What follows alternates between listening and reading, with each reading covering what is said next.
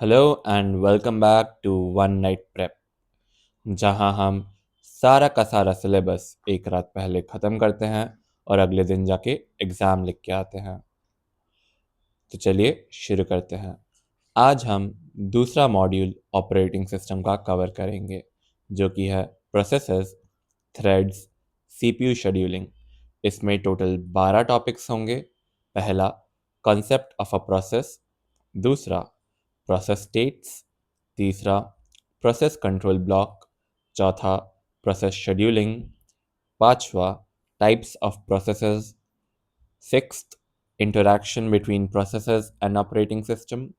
Seventh, inter-process communication. Eighth, threads. Ninth, thread models, that is multi-threading model. 10th, CPU scheduling criteria. And 11th, preemptive and non-preemptive scheduling. Lastly, 12th, CPU scheduling algorithms. So let's begin. First of all हम cover करेंगे पहला topic, जो कि है concept of a process. Process क्या है, programme और process में क्या डिफरेंस है। सो प्रोसेस क्या है? प्रोसेस बेसिकली एक प्रोग्राम है जो कि एक्टिव है, दैट इज एग्जीक्यूशन में है। प्रोग्राम जस्ट एक पैसिव सेट ऑफ इंस्ट्रक्शन होता है जिसको डिस्क के अंदर स्टोर किया जाता है, एंड जब तुम उसको रन करते हो तो ये एक एक्टिव प्रोसेस बन जाता है। प्रोसेस के अंदर क्या क्या होता है? प्रोग्राम कोड होता है, उसकी करंट एक्टिविटी कि किस प्रोग्राम काउंटर में उसका काम चल रहा है, सीपीयू रजिस्टर में काम चल रहा है एंड ऑल। स्टैक होता है जो कि एक टेम्पररी डेटा की तरह काम करता है। हीप होता है जो डायनेमिकली एलोकेटेड मेमोरी की तरह काम करता है। और आखिर में डेटा सेक्शन होता है जो कि ग्लोबल वेरिएबल्स के रूप में काम करते हैं। ओके, सो अगला है प्रोग्राम वर्सेस प्रोसेस। प्रोग्राम और प्रोसेस में डिफरेंस क्या है? जैसे कि मैंने जस्ट अभी अभी बताया, प्रोग्राम और प्रोसेस एक ही चीज़ है। प्रोसेस प्रोग्राम ही है, बट जो मूव कर रहा है, वुड से, या प्रोसेस वो है जो प्रोसेस वो प्रोग्राम है जो मूव कर रहा है, और प्रोग्राम जो है वो रुका हुआ है। ओके, सो एक बार देख लेते हैं क्या लिखा है। सो प्रोग्राम एक पैसिव एंटिटी है जो कि फाइल या डिस्क में स्टोर होता है, डिस्क के अंदर फाइल में स्टोर होता है। एंड जो प्रोसेस है वो एक एक्टिव एंटिटी है, बेसिकली एक प्रोग्राम जो कि अभी एग्जीक्यूट हो रहा है। और एक ही प्रोग्राम मल्टीपल प्रोसेसेस को क्रिएट कर सकता है। जैसे कि एक ब्राउज़र प्रोग्राम हो गया, उसमें आप मल्टीपल विंडोज़ क्रिएट कर सकते हो। तो जब आप मल्टीपल विंडोज़ क्रिएट करते हो तो मल्टीपल प्रोसेसेस क्रिएट होते हैं एक ही ब्राउज़र प्रोग्राम में। ओके, फिर आता है प्रोसेस स्टेट। जब एक प्रोग्राम प्रोसेस में कन्वर्ट होता है तो कुछ कुछ स्टेट से उसको गुजरना पड़ता है, जो कि होते हैं new, ready, running, waiting, terminated, suspended ready and suspended waiting. एक एक करके पढ़ते हैं क्या क्या है। तो जो न्यू है, इसमें क्या होता है कि जो प्रोसेस है वो अभी बन रहा है, इसको जस्ट सबमिट किया गया है, और जो ऑपरेटिंग सिस्टम है अभी वो सेट कर रहा है, बट उसको एडमिट नहीं किया अपने रेडी क्यू में उसने। ओके, अगला है रेडी। ऑब्वियसली जैसे कि हमने न्यू में डिस्कस किया कि बेसिकली वो सबमिट तो हो चुका है, बट उसने अभी तक ऑपरेटिंग सिस्टम ने एडमिट नहीं किया अपने रेडी क्यू में। अब जब वो एडमिट कर लेगा तो वो रेडी हो जाएगा। मतलब प्रोसेस जो है वो रेडी क्यू में आ चुका है। अब वो सीपीयू का इंतज़ार कर रहा है। इसके पास सब कुछ है जो उसको रन करने के लिए चाहिए, बट उसको अपनी बारी का इंतज़ार करना पड़ेगा क्योंकि सीपीयू जो है वो भी दूसरे प्रोसेस से में बिजी है। ओके, तो अब ऑब्वियसली हमने पहला था न्यू, दूसरा था रेडी। अब हम वेट कर रहे हैं सीपीयू का रन करने के लिए, तो ऑब्वियसली हमारा अगला प्रोसेस होगा रन। तो रनिंग में क्या होता है कि प्रोसेस जो है वो करंटली एग्जीक्यूट हो रहा है सीपीयू के द्वारा, और किसी भी मोमेंट में एक सीपीयू कोर में एक ही प्रोसेस रन करा जा सकता है। ओके, अगला है waiting, that is blocked state. Blocked state में क्या होता है, जो प्रोसेस है वो अभी प्रोसीड नहीं कर सकता क्योंकि वो कुछ इवेंट का वेट कर रहा है। जनरली इनपुट आउटपुट का वेट कर रहा होता है, जैसे कि डिस्क से कोई डेटा रीड करना, और इस दौरान सीपीयू जो है वो दूसरे प्रोसेस को अपना टाइम देता है। ओके, अगला है टर्मिनेटेड या एग्जिट। बेसिकली इसमें क्या होता है कि जो प्रोसेस है वो उसने अपना एग्जीक्यूशन फिनिश कर लिया है, एंड जो ऑपरेटिंग सिस्टम है वो अपने रिसोर्सेज को क्लीन अप कर रहा है, जैसे कि उसने जो मेमोरी अलोकेट किया था, जो जो फाइल्स का इस्तेमाल किया था, उसको वापस से टेक बैक कर रहा है। Okay, suspended ready and suspended waiting थोड़े इंटरेस्टिंग होते हैं। सस्पेंडेड रेडी में क्या होता है, जो प्रोसेस है वो चलने के लिए रेडी है, बट उसको मेन मेमोरी से वापस डिस्क में भेज दिया है ताकि रैम को खाली किया जा सके, एंड उसको रन करने से पहले उसको वापस से मेन मेमोरी में स्वैप बैक करना पड़ेगा। एंड सेम सस्पेंडेड वेटिंग भी है कि एक जो प्रोसेस है जो वेट कर रहा है किसी इवेंट के लिए, एंड डिस्क से बाहर स्वैप आउट कर दिया गया है to free up the RAM, and इसको पहले सस्पेंडेड रेडी होना पड़ेगा ताकि कहते अपना इवेंट अकर कर सके, and for that it needs to be swapped back in before it can run. Okay, तो यही सब थे प्रोसेस स्टेट्स। अगला है process control block. Process control block basically एक डेटा स्ट्रक्चर है जो कि ऑपरेटिंग सिस्टम मेंटेन करता है for every process. Operating system basically हर प्रोसेस का एक कंप्लीट रिकॉर्ड रखता है। उस कंप्लीट रिकॉर्ड में वो क्या क्या रखता है, बेसिकली एक आइडेंटिटी कार्ड की तरह रखता है। उस आइडेंटिटी कार्ड में क्या क्या इन्फॉर्मेशन होता है, प्रोसेस आईडी का इन्फॉर्मेशन होता है, प्रोसेस स्टेट का इन्फॉर्मेशन होता है, प्रोग्राम काउंटर का इन्फॉर्मेशन होता है, सीपीयू रजिस्टर्स का इन्फॉर्मेशन होता है, CPU scheduling information that is priority का इन्फॉर्मेशन होता है, मेमोरी मैनेजमेंट इन्फॉर्मेशन जैसे कि बेस और लिमिट रजिस्टर्स का इन्फॉर्मेशन होता है, इनपुट आउटपुट स्टेटस का इन्फॉर्मेशन होता है, और अकाउंटिंग इन्फॉर्मेशन का होता है, जिसमें मतलब बेसिकली सीपीयू का कितना टाइम यूज किया गया है। ओके, सो जब सीपीयू एक प्रोसेस से दूसरे प्रोसेस में स्विच करता है, तो जो प्रोसेस कंट्रोल ब्लॉक है वो सेव कर लेता है एंड जो प्रोसेस स्टेट को रिस्टोर करता है। ओके, अच्छा, अभी अभी हमने पढ़ा कि सीपीयू स्विच करता है, तो जो ये स्विचिंग का प्रोसेस होता है उसको कॉन्टेक्स्ट स्विच बोलते हैं। बेसिकली सीपीयू ऑपरेटिंग सिस्टम जो है वो स्विच कर रहा है from one process to another. Basically कहा जाए तो ऑपरेटिंग सिस्टम जो है वो सीपीयू को स्विच कराता है एक प्रोसेस से दूसरे प्रोसेस में। ओके, तो इन दिस प्रोसेस उसको पहले जो उसने अभी तक जो काम किया उसको सेव करना पड़ता है, जैसे कि प्रोग्राम काउंटर का डेटा, रजिस्टर्स का डेटा एंड सो ऑल। उसको प्रोसेस कंट्रोल ब्लॉक में, पुराने प्रोसेस के प्रोसेस कंट्रोल ब्लॉक में सेव करता है, एंड अगले प्रोसेस के लिए उसके प्रोसेस कंट्रोल ब्लॉक से डेटा लोड करता है, एंड इस सेव्ड स्टेट को कॉन्टेक्स्ट बोलते हैं। एंड इस दौरान जब वो एक पुराने प्रोसेस से नए प्रोसेस में शिफ्ट कर रहा होता है, ये प्योर ओवरहेड होता है। बेसिकली इसमें कोई काम का काम नहीं होता। ओके, अगला है प्रोसेस शेड्यूलिंग। प्रोसेस शेड्यूलिंग में हम प्रोसेस शेड्यूलर के बारे में पढ़ेंगे। तो बेसिकली ऑपरेटिंग सिस्टम का वो पार्ट जो डिसाइड करता है कि कौन सा प्रोसेस अगला रन करेगा। तीन तरह के शेड्यूलर होते हैं, long term scheduler, short term scheduler और middle term scheduler. Okay, so long term scheduler को हम जॉब शेड्यूलर भी कहते हैं। बेसिकली ये डिसाइड करता है कि जॉब पूल में से कौन सा जॉब रेडी क्यू में आने के लिए रेडी है। बेसिकली ये it controls the degree of multi programming.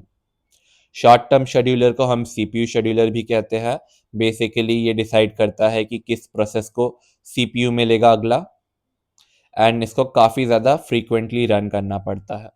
और आखिर में मिडिल टर्म शेड्यूलर बेसिकली ये डिसाइड करता है कि किस प्रोसेस को स्वैप इन या स्वैप आउट करना है from the memory to disk. Okay, अगला है शेड्यूलिंग क्यू। बेसिकली प्रोसेसेस को वेट करना पड़ता है फॉर वेरियस रिसोर्सेज, उनको क्यू में रखा जाता है। एंड जॉब क्यू में सारे प्रोसेसेस, सिस्टम के सारे प्रोसेस रखे जाते हैं। ओके। एंड रेडी क्यू में बेसिकली वो उन प्रोसेसेस को रखा जाता है जो कि मेन मेमोरी में लोडेड है एंड रेडी टू रन है। ओके। एंड डिवाइस क्यू में बेसिकली उन प्रोसेसेस को रखा जाता है जिनको कोई इनपुट आउटपुट डिवाइस का इस्तेमाल करना है। ओके। फिर आता है degree of multi programming. Degree of multi programming में बेसिकली ये बताता है कि कितने नंबर ऑफ प्रोसेस को साइमल्टेनियसली मेन मेमोरी में रखा गया है। बेसिकली ये जो प्रोसेस है, मतलब प्रोसेस ही मान लो, ये लॉन्ग टर्म शेड्यूलर कंट्रोल करता है। और अगर एक ही बार में बहुत सारे प्रोसेसेस को मेन मेमोरी में लोड कर दिया तो थ्रैशिंग कंडीशन आ जाएगा, और बहुत ही कम प्रोसेसेस को मेन मेमोरी में रखा तो बेसिकली सीपीयू का मैक्सिमम यूटिलाइजेशन नहीं होगा और सीपीयू वेस्ट हो जाएगा। ओके। अगला है टाइप ऑफ प्रोसेस। तीन मेन टाइप होते हैं: इंडिपेंडेंट प्रोसेस, कोऑपरेटिंग प्रोसेस और suspended process. Independent process basically वो प्रोसेस है जिसमें एक दूसरे से प्रोसेस डेटा शेयर नहीं करते हैं। ओके। एंड एक दूसरे से अफेक्ट भी नहीं होते, और ये एक दूसरे से बात भी नहीं कर सकते। एंड इनका जो एग्जीक्यूशन होता है वो टोटली डिटर्मिनिस्टिक और रिप्रोड्यूसिबल होता है। कोऑपरेटिंग प्रोसेस में प्रोसेस एक दूसरे को अफेक्ट या एक दूसरे से अफेक्ट होते हैं, एंड ये एक दूसरे से डेटा शेयर करते हैं basically through a shared memory या message passing. And cooperating processes को सिंक्रोनाइजेशन का जरूरत पड़ता है to work correctly. Suspended process वो प्रोसेस है जो टेम्पररीली मेन मेमोरी से रिमूव कर दिया गया है एंड डिस्क में प्लेस कर दिया गया है। ये ना ही चल रहा है ना ही चलने लायक है until it is brought back to the memory। And swapping जो है वो मिडल टर्म शेड्यूलर के द्वारा किया जाता है to free up the RAM. Okay. फिर आता है प्रोसेसेस और ऑपरेटिंग सिस्टम के बीच के इंटरेक्शन। इसमें हम सिस्टम कॉल इंटरफेस और इंटरप्ट के बारे में पढ़ेंगे। तो सिस्टम कॉल इंटरफेस में जो प्रोसेसेस है वो ऑपरेटिंग सिस्टम से इंटरैक्ट करते हैं थ्रू सिस्टम कॉल्स।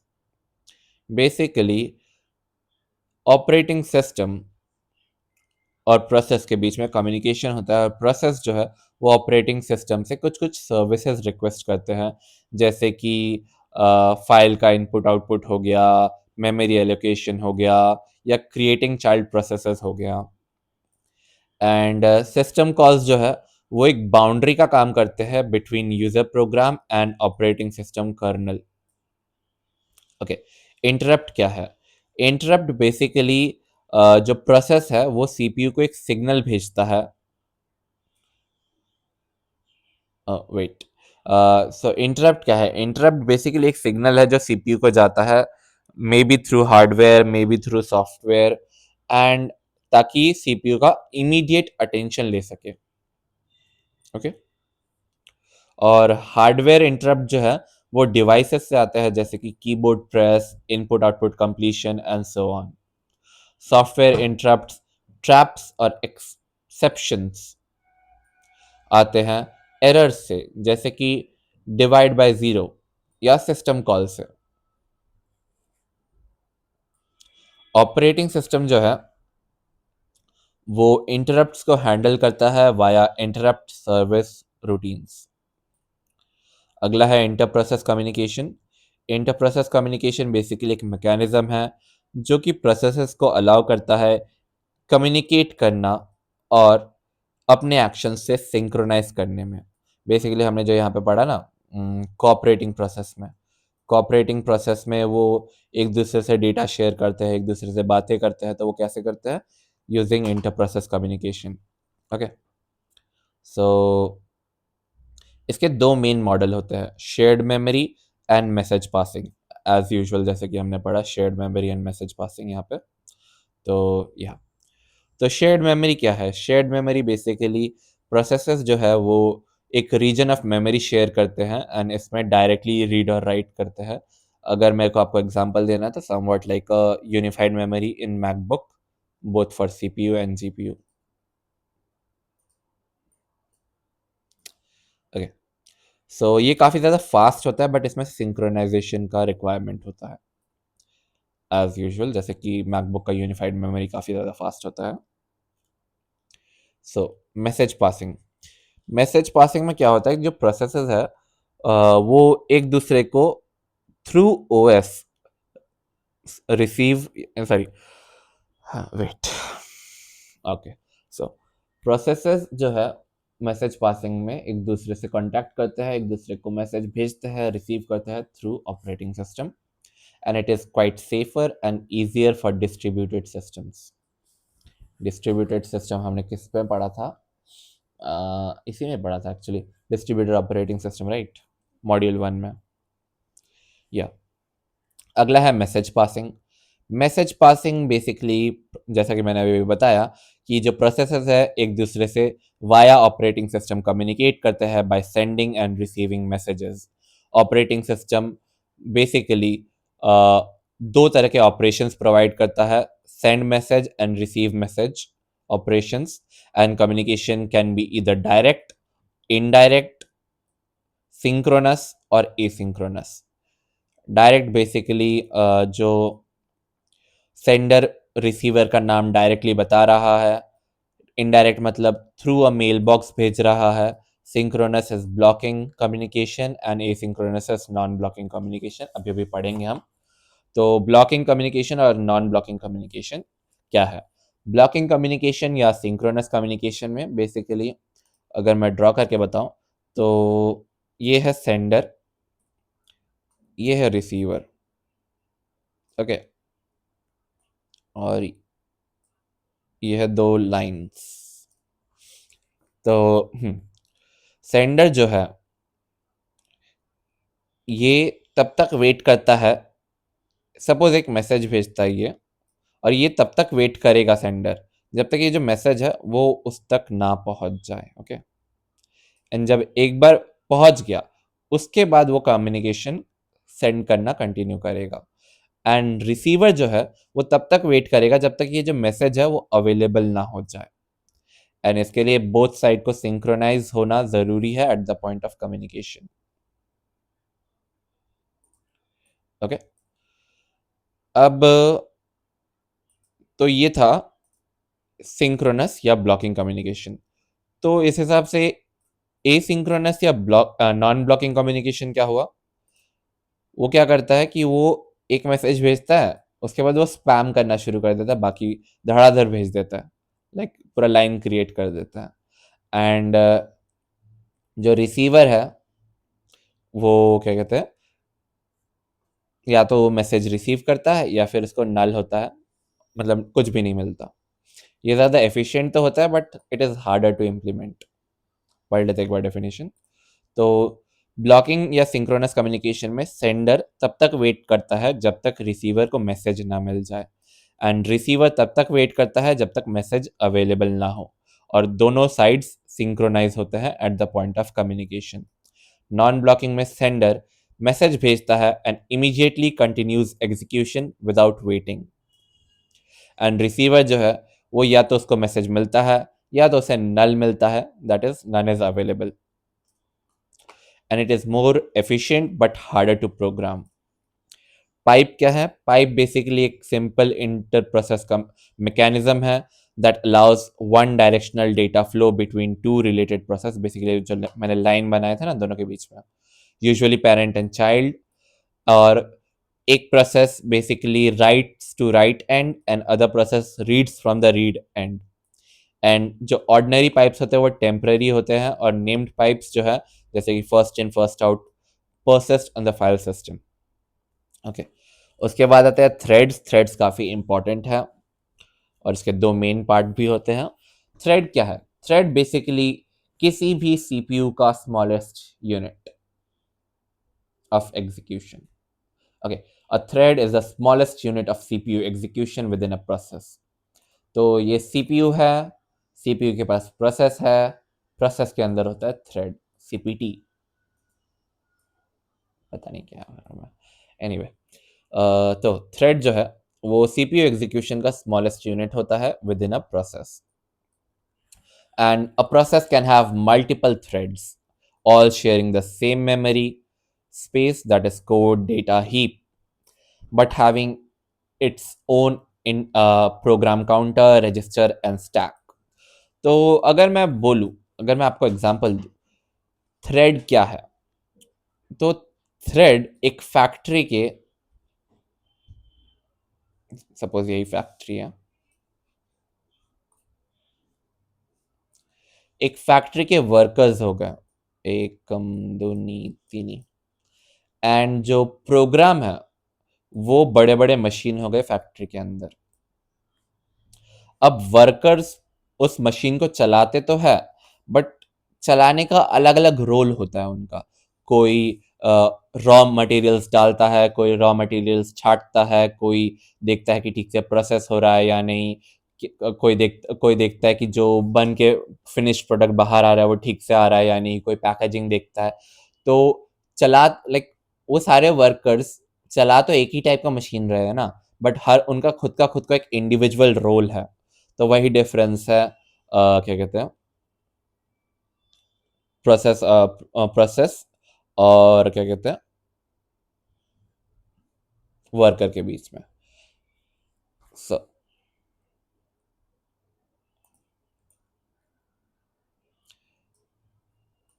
तो यहाँ पे लिखा है बेसिकली एक जो प्रोसेस है वो फैक्ट्री है, मैंने जो बोला उससे थोड़ा अलग है। प्रोसेस जो है फैक्ट्री है, एंड थ्रेड्स जो है वो इंडिविजुअल वर्कर है। वो टूल्स शेयर करते हैं एक दूसरे से, बट खुद का काम करते हैं। बेसिकली वही आइडिया है कि एक मशीन है, पूरा रॉ मटेरियल से फिनिश प्रोडक्ट तक जा रहा है, एंड उसको कई सारे वर्कर्स चला रहे हैं, बट हर वर्कर का एक इंडिविजुअल रोल है, बट मशीन तो एक ही है। तो वही, तो थ्रेड्स का बेनिफिट क्या है? थ्रेड के बेनिफिट्स बहुत सारे होते हैं, जैसे कि रिस्पॉन्सिवनेस हो गया, रिसोर्स शेयरिंग हो गया, इकोनॉमी हो गया, स्केलेबिलिटी हो गया एंड सो ऑन। तो रिस्पॉन्सिवनेस, बेसिकली जब मल्टीपल थ्रेड्स होते हैं तो वो काम बांट सकते हैं। सपोज एक थ्रेड यूआई संभालेगा, दूसरा थ्रेड हैवी कंप्यूटेशन करेगा। और थ्रेड्स जो है वो रिसोर्स शेयरिंग होता है, बेसिकली मेमोरी शेयर करते हैं, तो कोई स्पेशल इंटर प्रोसेस कम्युनिकेशन की ज़रूरत नहीं पड़ती। थ्रेड बनाना ज़्यादा चीपर पड़ता है, ज़्यादा फास्ट होता है, कम मेमोरी लगता है, rather than creating a new process. And एक मल्टी कोर सीपीयू में थ्रेड्स ट्रूली पैरेलल में काम करते हैं, जिससे प्रोग्राम स्पीड अप हो सकते हैं। थ्रेड अगेन दो टाइप के होते हैं, user level thread and kernel level thread. User level thread में जो है थ्रेड्स जो है वो एक यूजर स्पेस थ्रेड लाइब्रेरी के द्वारा मैनेज किया जाता है, एंड इसका ओएस का कोई नॉलेज नहीं होता।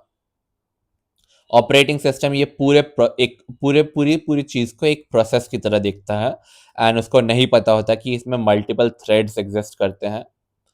एंड सिंस ऑपरेटिंग सिस्टम यार सिंस ऑपरेटिंग सिस्टम हर थ्रेड से इंडिविजुअली डील नहीं कर रहा, तो it is more faster to create and faster to switch, that is no system call is required। But अगर एक भी थ्रेड ब्लॉक होता है तो ऑपरेटिंग सिस्टम पूरे प्रोसेस को ब्लॉक कर देता है, क्योंकि वो थ्रेड और ब्लॉक को लाइक इंडिविजुअल थ्रेड एंड पूरे प्रोसेस को एज अ वन एंटिटी ही ट्रीट कर रहा है। Okay okay?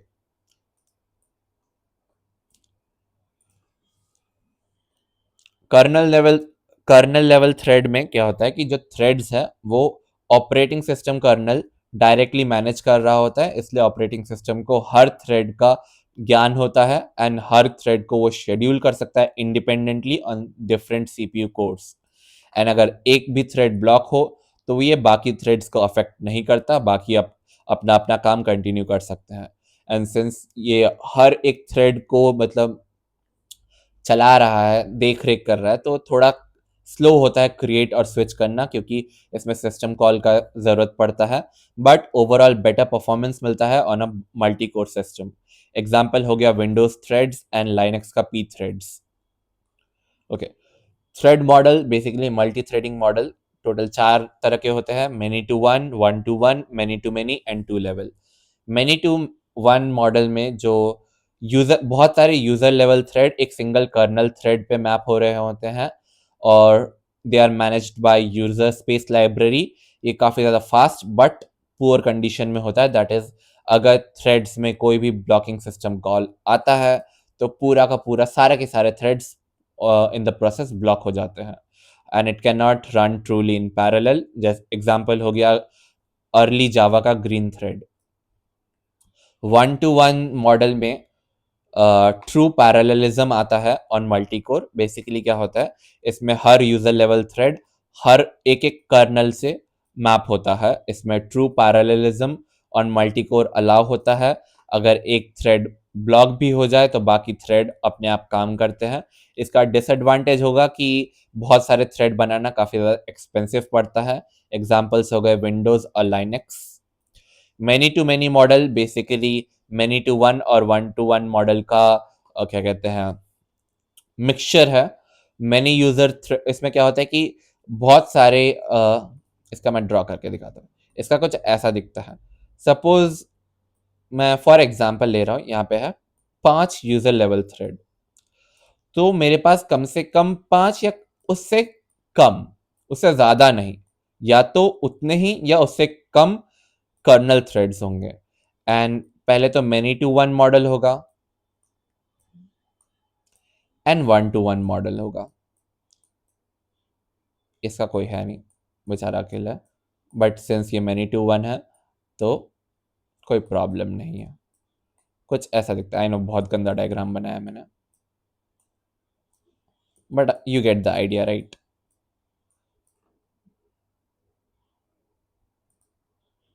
मिटा देता हूँ। So many to many model में बहुत सारे यूजर थ्रेड्स लेवल इतना यूजर लेवल थ्रेड्स बेसिकली बहुत सारे user level threads are multiplexed to smaller या equal number of kernel threads. An operating system can schedule any available kernel thread. It again allows true parallelism with the cost of too many kernel threads. क्योंकि मैं जैसा मैंने बोला, या तो आपको user level जितने या उससे कम भी रख सकते हो तो उतना कॉस्ट नहीं आएगा, बट आप स्टिल ट्रू पैरेललिज्म मेंटेन कर सकते हो। It is the best of both worlds. Example हो गया सोलारिस का पुराना वर्जन। फिर आता है two level model. Two level model basically many to many का एक वेरिएशन है which also allows one-to-one binding for specific important threads. It is more flexible. An example हो गए IRIX और HP UX. Okay. So आगे आता है CPU का शेड्यूलिंग क्राइटेरिया। ओके, सो फिर आता है CPU का शेड्यूलिंग क्राइटेरिया। तो इसमें हम बेसिकली हमें कौन से फैक्टर्स CPU शेड्यूलिंग में अफेक्ट करते हैं, किनको हमें मैक्सिमाइज करना है, किनको हमें मिनिमाइज करना है, इसके बारे में पढ़ेंगे। तो इसमें हम पढ़ेंगे CPU utilization, throughput, turn around time, waiting time और रिस्पॉन्स टाइम का। CPU यूटिलाइजेशन बेसिकली हम कितनी देर तक CPU को बिजी रख सकते हैं डूइंग यूजफुल वर्क। बेसिकली जो CPU है, CPU का एज मैक्सिमम एज पॉसिबल जितना काम कराना करा सकते हो। जितना काम मतलब 100% यूटिलाइज करोगे तो बेटर है। तो बेसिकली हमारा गोल होगा मैक्सिमाइज करना। Obviously we have to keep it as close to 100% as possible. फिर आता है थ्रूपुट। थ्रूपुट बेसिकली मीन्स एक यूनिट टाइम में कितने नंबर ऑफ प्रोसेसेस कंप्लीट हुए हैं, इसको भी हमें मैक्सिमाइज करना चाहिए। दैट बेसिकली मीन्स एक गिवन टाइम में हमें maximum possible number of jobs complete करने हैं। फिर आता है turn around time. Basically process submit होने से लेके कंप्लीट होने तक का टोटल टाइम। इसमें वेटिंग टाइम और एग्जीक्यूशन टाइम दोनों आता है and the goal is to minimize. Obviously हमें कितना टाइम वेस्ट कर रहे हैं उसको तो मिनिमाइज ही करना होगा, राइट। फिर आता है वेटिंग टाइम। बेसिकली एक प्रोसेस रेडी क्यू में कितनी देर तक वेट करता है उसका total time, that is not running and not doing input output. Again the goal is to minimize, and आखिर में response time. Basically response time is the total time from okay, so response time is the total time जब request को submit किया है to the first response, not the final product और the final result. Request submit होने से लेके पहले response आने तक का टाइम को बोलते हैं response time, and it is quite important for interactive system, and again the goal is to minimize. Basically फंडा सिंपल है, we have to maximize the work and minimize the time. Simple. Okay, second last topic, जल्दी से जल्दी खत्म करते हैं. Preemptive and non preemptive scheduling. Preemptive scheduling basically क्या होता है कि यहाँ पे प्रोसेस जो है वो मालिक है. प्रोसेस तब तक सीपीयू को नहीं छोड़ेगा जब तक या तो उसका काम खत्म नहीं हो गया या तो उसको इनपुट आउटपुट की जरूरत नहीं है. एंड ऑपरेटिंग सिस्टम प्रोसेस से जबरदस्ती सीपीयू नहीं छीन सकता. Okay, and it is quite simple to implement, इसमें कोई भी रेस कंडीशन नहीं आता. बट प्रॉब्लम यह है कि जो लंबे प्रोसेस है वो सीपीयू को मोनोपलाइज कर सकते हैं, जिसके कारण जो टाइम है जिसको हमें मिनिमाइज करना है वो करना मुश्किल पड़ जाता है. एग्जाम्पल हो गया first come first serve, non preemptive shortest job first, non preemptive priority scheduling and so on. फिर आता है प्रीएमिटिव शेड्यूलिंग. प्रीएमिटिव शेड्यूलिंग वो शेड्यूलिंग है जिसमें ऑपरेटिंग सिस्टम मालिक है एंड प्रोसेस से ये कभी भी सीपीयू छीन सकता है एंड किसी और को दे सकता है.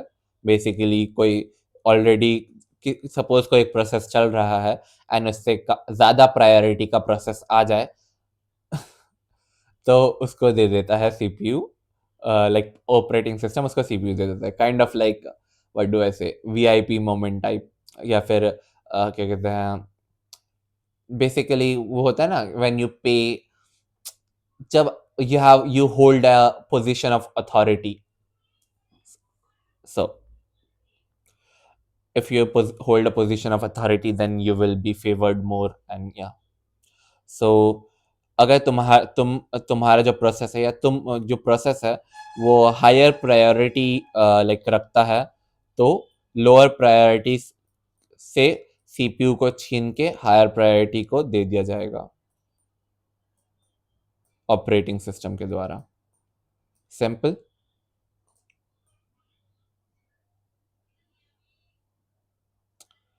सो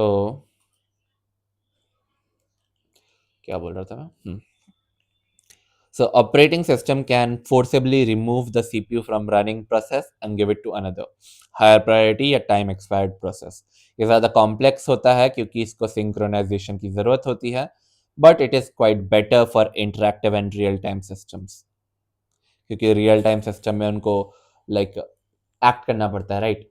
कि किसी को लाइक दिया है, लाइक ऑब्वियसली किसी को अगर हायर प्रायोरिटी दिया जा रहा है, किसी को पोजीशन ऑफ अथॉरिटी दिया जा रहा है तो किसी कारण से दिया जा रहा है एंड हो सकता है कि वो पोजीशन ऑफ हायर अथॉरिटी को ज़्यादा लाइक उनका टाइम थोड़ा ज़्यादा मैटर करता है क्योंकि उनके एक्शंस लाइक बड़े बड़े डिसीजन, लाइक क्या, हाउ डू एक्सप्लेन,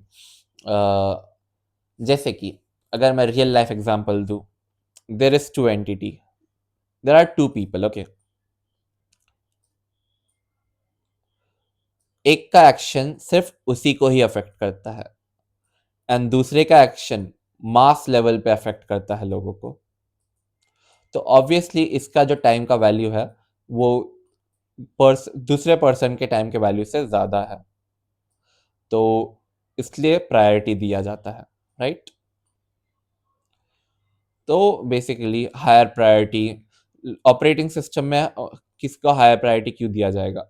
बेसिकली ज़्यादा इम्पोर्टेंट काम है या फिर उस वो ज़्यादा रिवॉर्डिंग काम है, उससे लाइक ज़्यादा आउटपुट निकल सकता है एंड उसलिए दिया जाता है हायर प्रायोरिटी. तो जैसे कि रियल टाइम सिस्टम में काफ़ी ज़्यादा क्या कहते हैं, व्हाट डू वी से,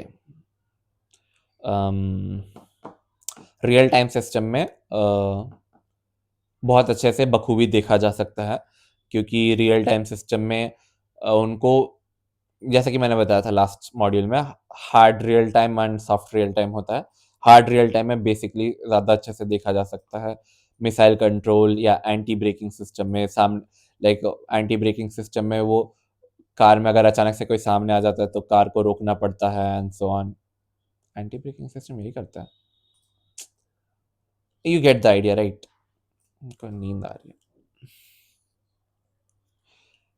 एनीवे, इसके एग्जांपल हो गए round robin, shortest remaining time first and preemptive priority. Okay, so finally जल्दी से ख़त्म करते हैं आखिरी topic, CPU scheduling algorithm. CPU scheduling algorithm बहुत सारे टाइप के होते हैं, first come first serve, shortest job first, shortest remaining time first, round robin, priority scheduling, multi level queue scheduling, and आखिर में सबसे ज़्यादा जाना माना multi level feedback queue scheduling. तो एक एक करके कवर करते हैं। तो फर्स्ट कम फर्स्ट सर्व, जो पहले आया उसको क्या कहते हैं, बेसिकली आप पहले आओ, आपको आपका काम जल्दी होगा। तो प्रोसेसेस जो है उनको एग्जीक्यूट किया जाता है in the order they arrive in the ready queue, and it is quite simple to understand and implement just like a first in first out queue, and it is a non preemptive. The problem is the convoy effect. Basically अगर first come first serve लगा दिया, तो suppose ये है मेरा ये है मेरा बहुत भद्दा सा क्यू। तो सपोज ये जितना ये लंबा होगा उतना ज़्यादा उसको टाइम लगेगा। तो सपोज पहला वाला छोटा था, दूसरा वाला इतना बड़ा है, तीसरा वाला इतना है। तो अगर देखा जाए तो इसको लग रहा है 1 सेकेंड, इसको लग रहा है 10 सेकेंड, इसको लग रहा है 1 सेकेंड, इसको लग रहा है 1 सेकेंड। तो आखिरी प्रोसेस के लिए जो वेटिंग टाइम है वो 12 सेकेंड का है। इवन दो उसका काम सिर्फ 1 सेकेंड में निपट जाएगा, तभी भी उसको 12 सेकेंड वेट करना पड़ेगा। तो यही है सबसे बड़ा फर्स्ट कम फर्स्ट सर्व का डिसएडवांटेज, कि जो अगर शॉर्ट प्रोसेस से पहले लॉन्ग प्रोसेस आ जाए तो जो एवरेज वेटिंग टाइम है वो काफ़ी ज़्यादा बढ़ जाता है। क्योंकि एवरेज वेटिंग टाइम कितना है, इसका टोटल एवरेज वेटिंग टाइम है तो 12 13 13 13 सेकेंड। वही अगर सारे एक एक सेकेंड को मैं अगर आगे पकड़ा देता और फिर मैं लास्ट में 10 सेकेंड रखता, तो एवरेज वेटिंग टाइम होता 4 सेकेंड का। क्योंकि 1 सेकेंड में ये निपट जाता, फिर ये निपट जाता, फिर ये निपट जाता, और इसको मिल जाता रिसोर्स। तो 4 सेकेंड का वेटिंग टाइम होता। तो इसलिए high first come first serve में हाई एवरेज वेटिंग टाइम का प्रॉब्लम रहता है। शॉर्टेस्ट जॉब फर्स्ट बेसिकली वो प्रोसेस है, क्या बोल रहा मैं, हाँ, तो बेसिकली उन प्रोसेसेस को जिनका, एक minute, wait a minute, okay so continue करते हैं।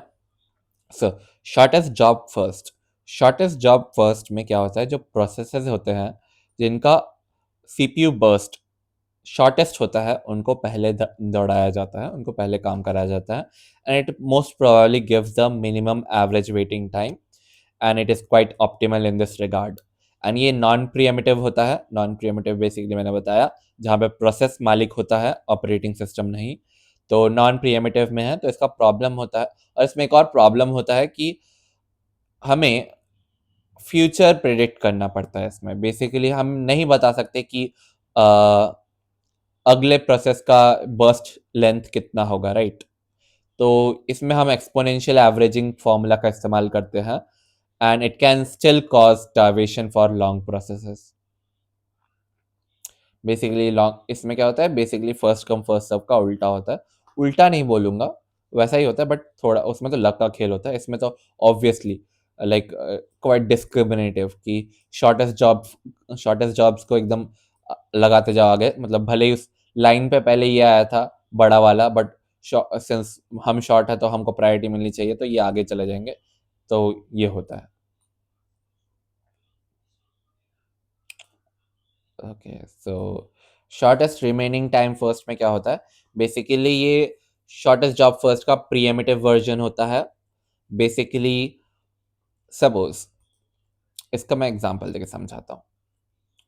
सीपीयू एक प्रोसेस को निपटा रहा है, 10 सेकंड का प्रोसेस है, 5 सेकंड का काम हो गया, बचा 5 सेकंड का है। अब अगला जॉब आ गया जो कि है सिर्फ 4 सेकंड का। तो ऑपरेटिंग सिस्टम सीपीयू को इससे उठा के इसके पास ले जाएगा। ये 5 सेकंड बचा हुआ ये ऐसा नहीं कि ये जो इसका प्रोग्रेस था वो डिस्ट्रॉय हो जाएगा, इसको स्टोर कर देगा वो, एंड ये 5 सेकंड का रख देगा एंड फिर इसको निपटाएगा। सपोज अगला है 6 सेकंड का, तो 6 सेकंड जो है वो 5 सेकंड से बड़ा है, तो ये सीपीयू सॉरी वापस इसके पास भेज दिया जाएगा ऑपरेटिंग सिस्टम के द्वारा। तो ये निपटाएगा। सपोज निपटाते निपटाते ये पहुंच गया, ये 2 सेकंड का हो गया, बचा 3 सेकंड है, अगला जॉब हो गया 2 सेकंड का, तो सीपीयू इसको रोकेगा, इससे वापस से इस पे चला जाएगा ऑपरेटिंग सिस्टम के द्वारा, तो इसको फिर निपटाएगा। फिर सपोज यहाँ पे 1 सेकंड का आ गया, तो सीपीयू को उठा के वापस से इधर पटक दिया जाएगा। एंड फिर सपोज यहाँ पे आया है 4 वाला, 4 और 6 और 4 3 से बड़े हो, 4 6 3 से बड़े होते हैं, तो सीपीयू वापस से इसके पास जाएगा एंड इसको निपटाएगा। तो क्वाइट ऐसा खेल चलता है।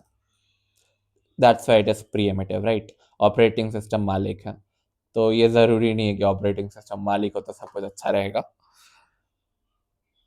We always have to like हमें सब कुछ साथ में लेके चलना पड़ता है, सारे फैक्टर्स को।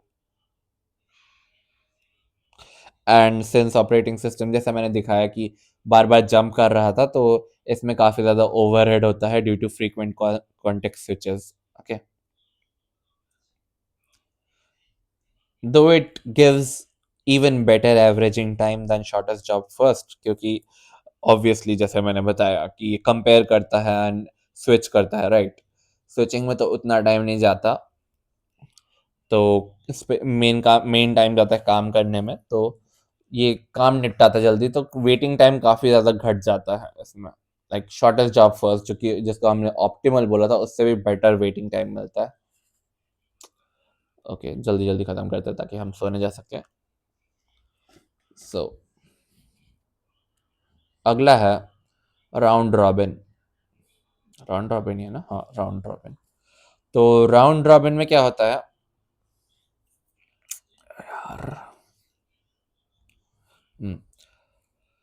राउंड रॉबिन में क्या होता है कि हर प्रोसेस को एक फिक्स टाइम स्लाइस मिलता है, जिसको हम बोलते हैं क्वांटम या टाइम क्वांटम। एंड वो जब टाइम क्वांटम एक्सपायर हो जाता है, तो वो जो प्रोसेस है, मैं ड्रॉ करके समझा देता हूँ। प्रोसेस प्रोसेस प्रोसेस, सपोज इसको निपटाने में लगेंगे टोटल टोटल निपटाने में इसको लगेगा एक पूरा सेकेंड, बट मैंने टाइम क्वांटम दिया 0.5 सेकेंड का, तो 0.5 सेकेंड तक इसके पास सीपीयू होगा, फिर सीपीयू हट के इसके पास दूसरे वाले के पास जाएगा और ये लाइन में जाके पीछे लगेगा। ठीक है, यही होता है बेसिकली राउंड रॉबिन में।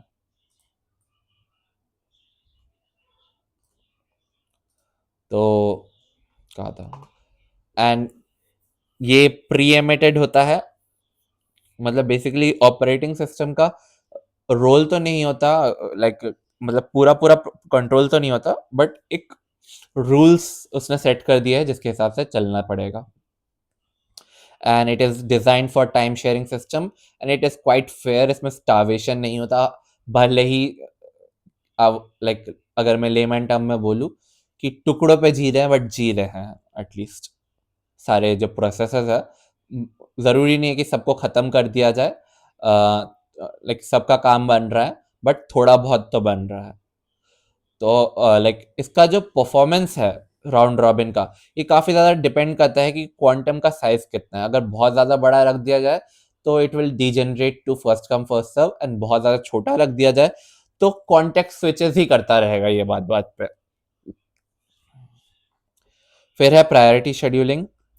प्रायोरिटी शेड्यूलिंग में बेसिकली हर प्रोसेस को एक प्रायोरिटी नंबर दिया जाता है, जितना छोटा नंबर उतना ज्यादा हाई प्रायोरिटी।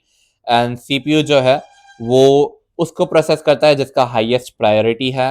एंड ये दोनों प्रीएम्प्टिव एंड नॉन प्रीएम्प्टिव हो सकता है। इसका प्रॉब्लम होता है starvation, basically low priority process को कभी चलाया ही नहीं जाए। इसका सोल्यूशन है एजिंग, बेसिकली जितना ज्यादा वेट करेगा बेसिकली कॉन्टेक्स्ट इसका मैं एग्जांपल देके समझा देता हूँ।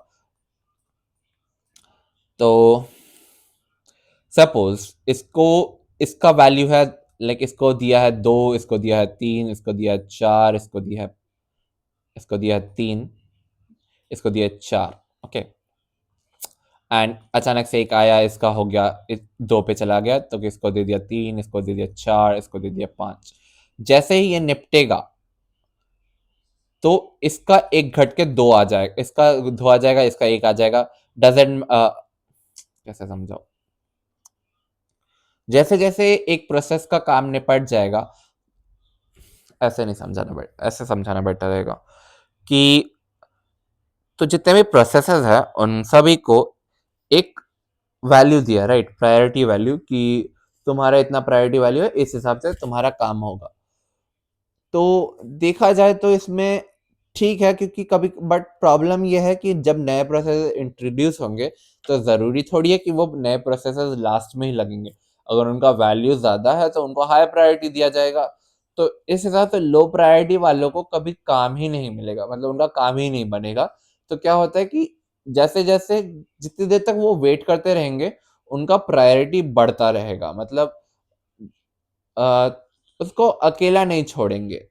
उसको वेट जितना वेट करेगा उसका उतना प्रायोरिटी बेटर होता रहेगा। काइंड ऑफ लाइक दैट नहीं, वही होता है। तो इसको बोलते हैं एजिंग। और एजिंग का इस्तेमाल काफ़ी ज़्यादा होता है। हम लास्ट में जो सबसे ज़्यादा यूज़ होने वाला है उसमें भी एजिंग का इस्तेमाल होता है।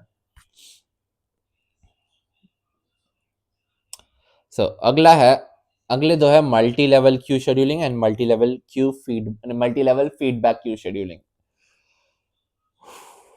So multi level queue scheduling में क्या होता है कि जो क्यू है उसको सेपरेट क्यूज में डिवाइड कर दिया जाता है, ठीक है। जैसे कि सपोज 2 हिस्सों में बांट दिया है, पहला हो गया फोरग्राउंड, दूसरा हो गया बैकग्राउंड। ये फोरग्राउंड वाला हो गया इंटरैक्टिव क्यू, बैकग्राउंड वाला हो गया बैच क्यू।